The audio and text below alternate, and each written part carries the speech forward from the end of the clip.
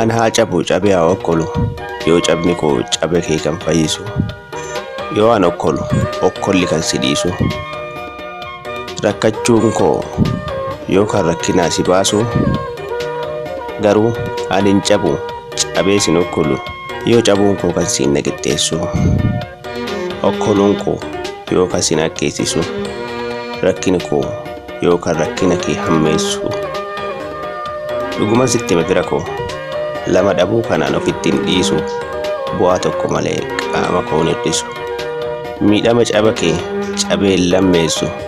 Siif rifachuu dhabee baqa cabde hin jedhu. Anaa cabu jedheessu of hin abaaru.